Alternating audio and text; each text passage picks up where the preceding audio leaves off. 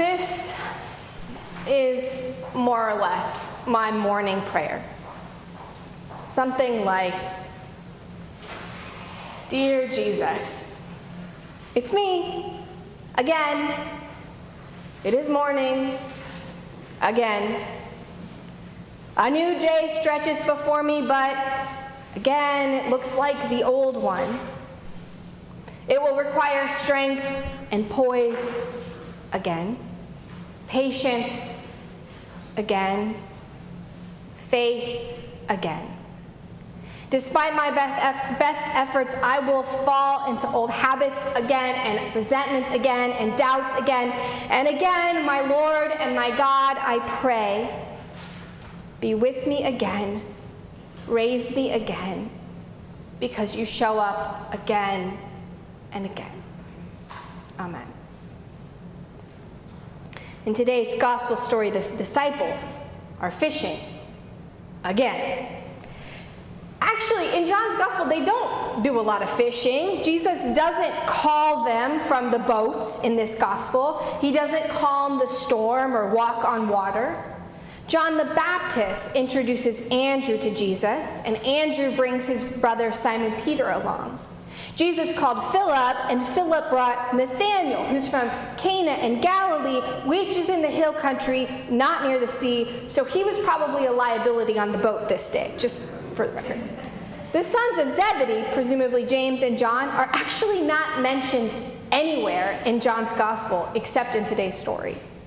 So despite the lack of much fishing in this gospel, there is still that sense that they are back in the boat again, and not out in the world where Jesus sent them on Easter Sunday, out in the world retaining and forgiving sins, out in the world in the name of peace. And so, Jesus shows up again. It's him again. I wonder how the disciples felt. On the one hand, he is a little bit annoying, smirking from the shore about their empty nets and telling them to cast it out on the other side as if they hadn't already tried that. So cute, Jesus. And yet they know that smarty pants voice, and given their malaise before they set out, that they kind of just needed to just do something, I can also imagine their relief when they realize that Jesus is not gone from them. There, on the shore, thank God, it's him again. This, of course, is not a new experience of God. When the ancient Israelites began recording their religious stories, they didn't begin with a perfect, systematic theology, even though that might have made things a lot easier for us. They didn't even begin with that enigmatic name for God, Yahweh. What they began with was their experience of God. And what they noted again and again was that God showed up again and again, right when they needed God. In the 1960s, Dutch scholar Cornelius van Pearson argued that when the Israelites realized they needed a name for their God, a name to describe their experience, their relationship with this God, what they came up with, this is what he argues, is that Yahweh means something like, it's him again.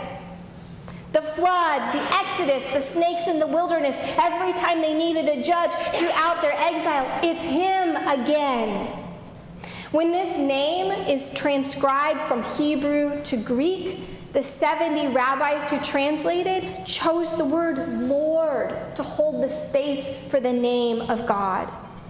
Professor Richard Swanson from Augustana College points out that when the disciple who loved Jesus, or who Jesus loved, finally says, "It's the Lord," it's no small thing. It absolutely could mean it's the boss, which would be a fine translation of Lord. But given that Thomas, on seeing the risen Christ, gasped, "My Lord and my God," it seems safe to assume that they've connected the dots here. On this day, it's him again, after all. And there's something amazing in all that. These crazy disciples have seen it all. Forgiveness and mercy scattered like grains of wheat, the blind seeing for the first time, the dead walking out of the tomb. What are they doing? Fishing. It's worth noting that the Gospel of John ends at the end of chapter 20. It says, "Now Jesus did many other signs in the presence of his disciples, which are not written in this book.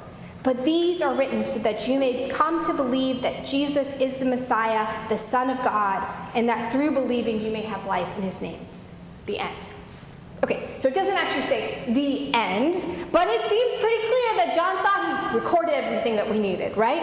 And then, chapter 21, verse 1, the story picks up again. And there's no 20 days later or the next day. We have no idea when this happened. So, the oldest manuscripts of John do have chapter 21, which makes it more difficult to make the case that somebody edited this later.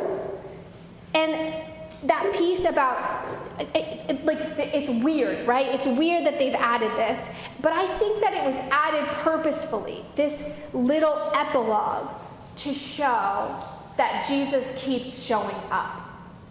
That the risen Christ would appear again and again to the disciples every time they went back to what they knew, every time they went back to what was safe. Because going back to what is safe is what we do after all.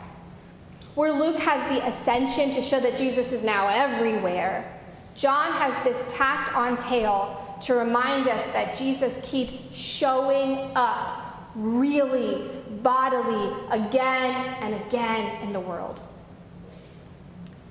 And every morning when I wake up and begin my again litanies, anticipating the conflicts, the dreaded sameness, the people who make me crazy, and the news that makes me feel hopeless, I need the reminder to look to the shore, to listen for the voice that saves me again and again. I worry sometimes that we have turned faith into morality. That the only goal of all this is to be the okayest people we can be. And faith is like hoping that that's enough. A bad night of fishing would have been a solidly okay thing for the disciples to do. Being a pretty nice person who does my job and loves my kids is a solidly okay thing for me to do. That's safe. But being an okay person doesn't heal heartache. Being an okay person doesn't challenge us to move beyond what is to the wonder of what could be. Being an okay person is seldom life-giving for my neighbor or for the world. Being an okay person doesn't challenge me to show up again and again. For all the wonders that God has showed up to work, the seas divided, the sight given, the tombs open, the most frequent place that we see God show up again and again is when God shows up to call us to venture past okay, to bring down the towers of power, to fell giants, to speak up on behalf of others, to share the good news again and again. And that, beloved, is our charge today. A twofold challenge. To first see God showing up again and again in our lives. To see God in every forgiveness, every act of kindness and mercy, in every surprise. And then to be the again in the lives of others.